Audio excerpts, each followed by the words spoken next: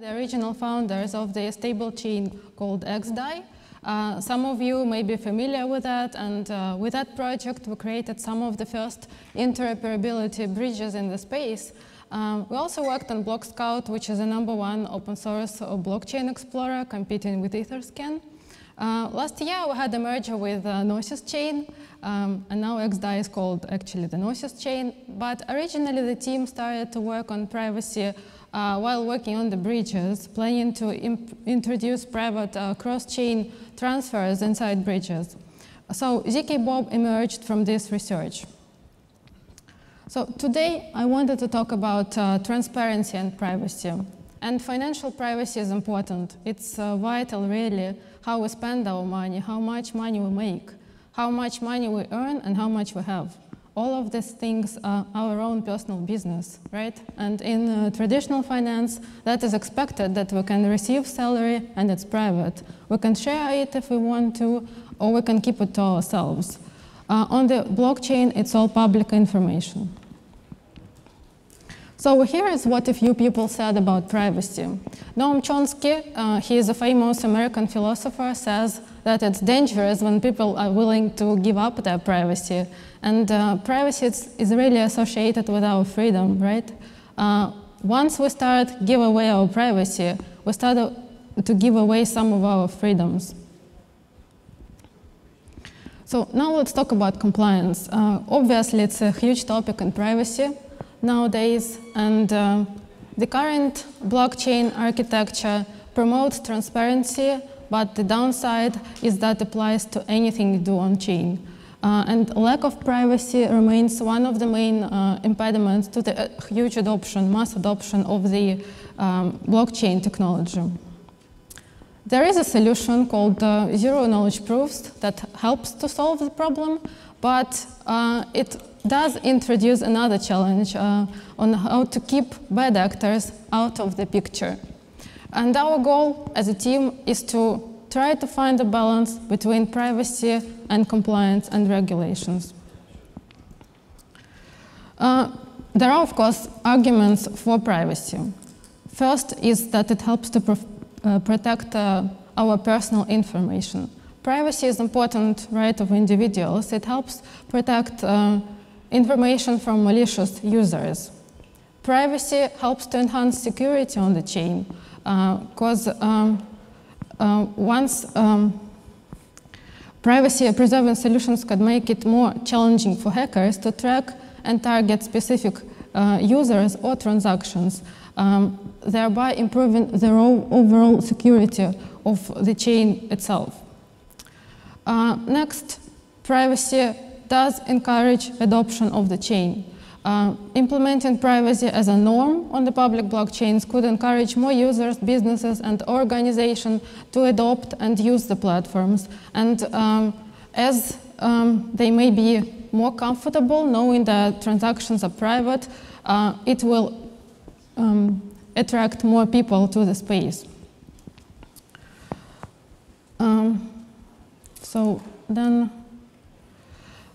Then there is compliance with regulations. Of course, once privacy-preserving features help public blockchains meet the requirements of the data protection, regulators, like, for example, GDPR in Europe, it will attract, again, more welcome, it will welcome more users to the space. Of course, there are arguments against privacy. First one being transparency and auditability. So once we introduce privacy features in the blockchains, it makes harder to monitor and trace transactions, which may undermine the entire trust in the blockchain technology. Of course, there are concerns coming from regulators. Privacy can and does promote money laundering activities and potentially can hinder the adoption of blockchain technologies. Next are technical challenges. You know that implementing privacy features on public blockchains can introduce a lot of technical challenges, and that can affect scalability, efficiency, overall performance of the network, and of course the user experience with privacy solutions is not ideal. Balancing privacy and transparency is hard. Too much privacy can undermine the core principles of public blockchains, while too little privacy can expose users to risks. So based on all that, apparently there is a huge demand on tools that can balance privacy and compliance. And we in the zkBob team explore how to protect user privacy while meeting the requirements from the regulators. There is a great article written by a group of privacy researchers. You can see the names here. And they explore some ways how to achieve that balance. So the main ways are deposit screening, withdrawal screening, and revealing some data on demand. Screening of deposit and withdrawal addresses prevents deposits of assets coming from entities connected with exploits, hacks, and other illicit activities. And finally, revealing data on demand just shows the idea that you can have a record of your own private transactions. And if you're asked to share those, or you want to share those, you have the record and you can share them. It's your choice.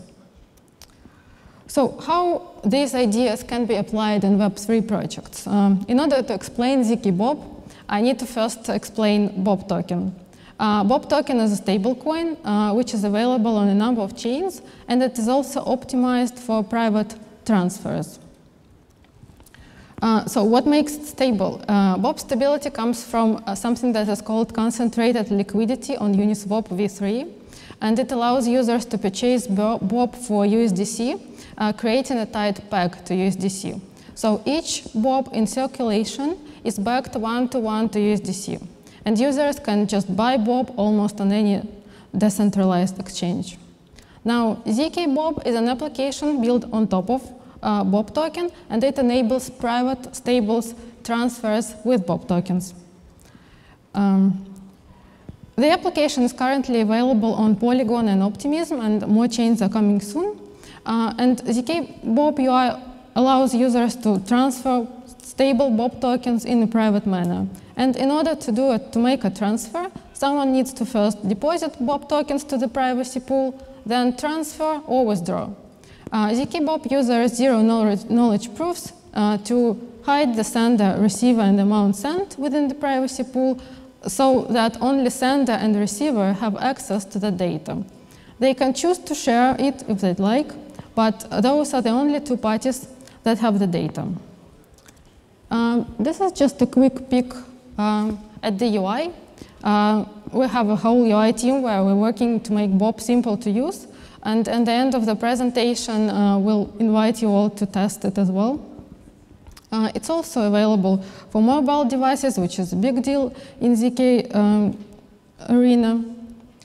So what are some use cases for such kinds of applications?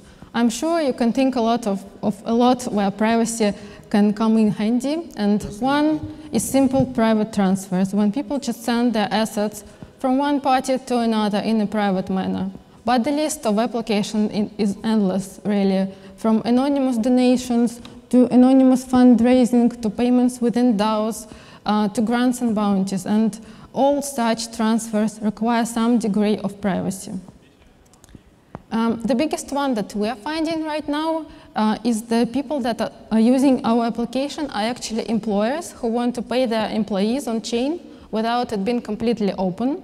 So we have employers who deposit into zkBob and then send those funds to their employees privately. And then employees can withdraw, and because it's a stable coin, it makes sense for the salary use case, and Bob can later be swapped into any other stable coin or any other coin. So how do we achieve the balance between privacy and compliance here? We do integrate screening solutions that screen deposit and withdrawal addresses to prevent illicit activity coming into the application. And for that, zkBob is integrated with TRM labs. They check suspicious wallets to ensure that funds are coming into zkBob are in fact legitimate funds.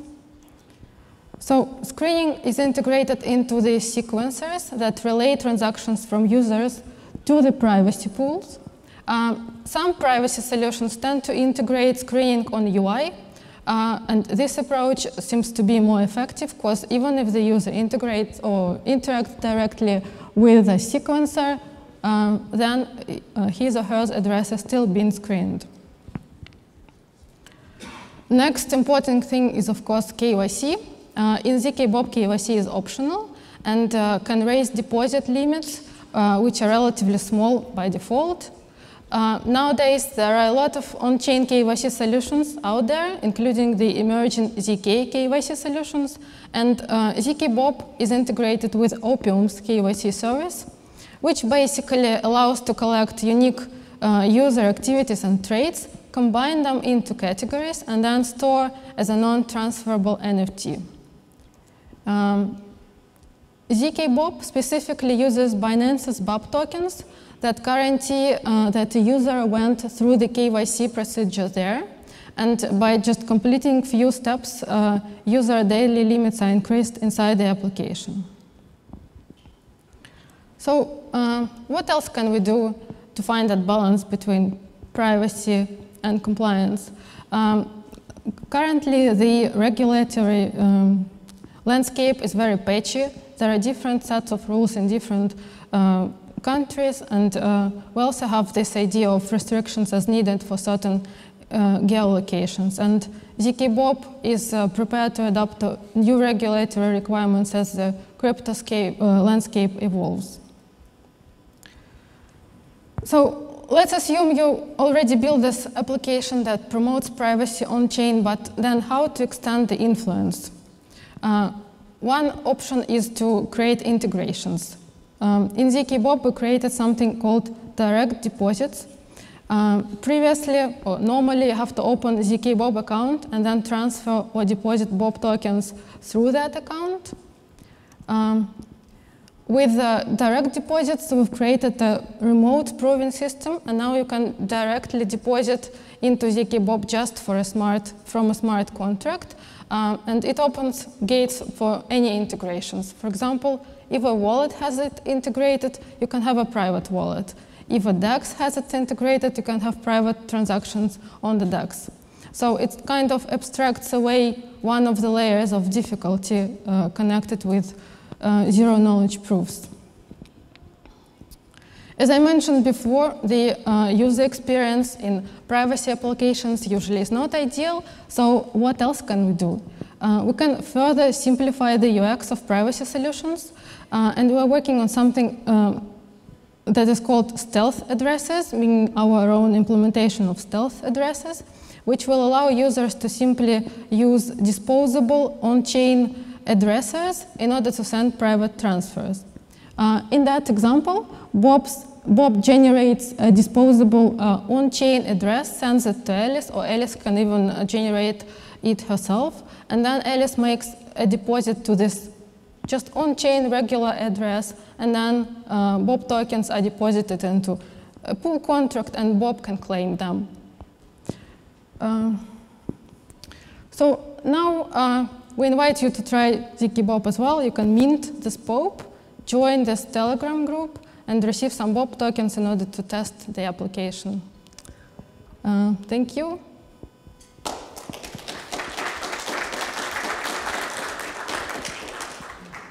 Any questions?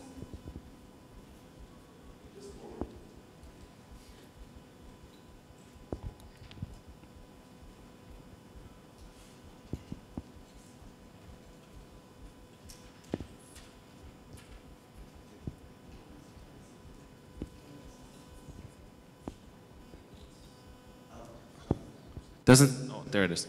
Hey, a few questions. First, I'm curious if you can share any of the lessons that you've learned post-Tornado OFAC compliance. I know that you've dedicated a few slides towards compliance, but I'm curious if you can share any of your thoughts in that direction, right? It seems you're working in a similar direction in general on-chain privacy. The second question, a follow-up on that, is you've mentioned geo-blocking. I'm curious, would that then be done on a front end? Because users would still be able to access your smart contracts, right? Thank you. Mm-hmm.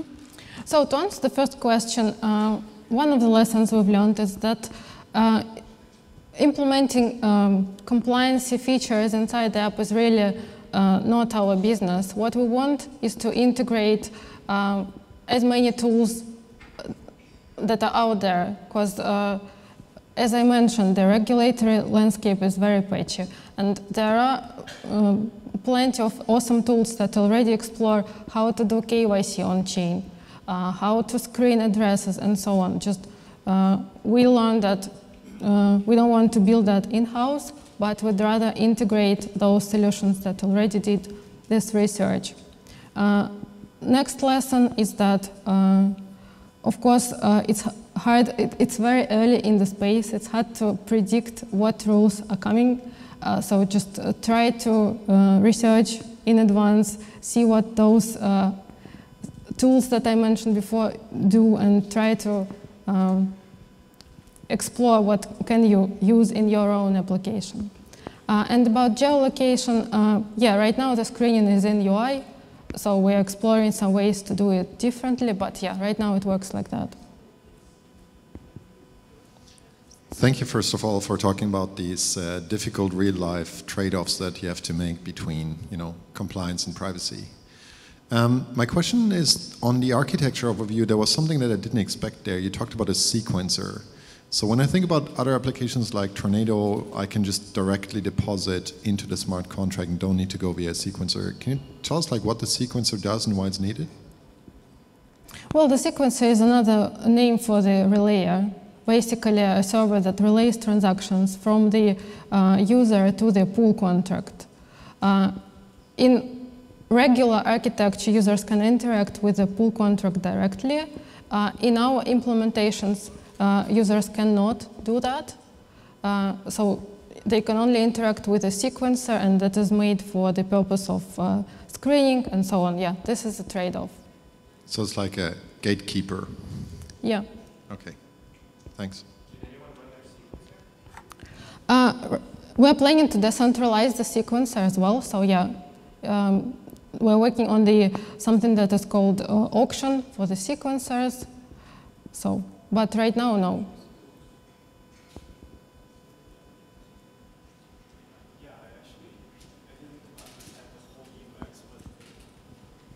Okay, so basically my question is just whether it's possible to buy the native token and deposit it privately to the destination account. By the native token, you mean Ether or something like that? Gas token, yeah. Well, currently no, but we're working on more pools. So right now, the architecture is like that. One pool is one token. And as we originally focused on Bob token, currently there is just one pool, well, two pools on different chains, one on Polygon, one on Optimism, and more to come. But yeah, we're working on creating more pools for native tokens. Thank you. Okay, thank you.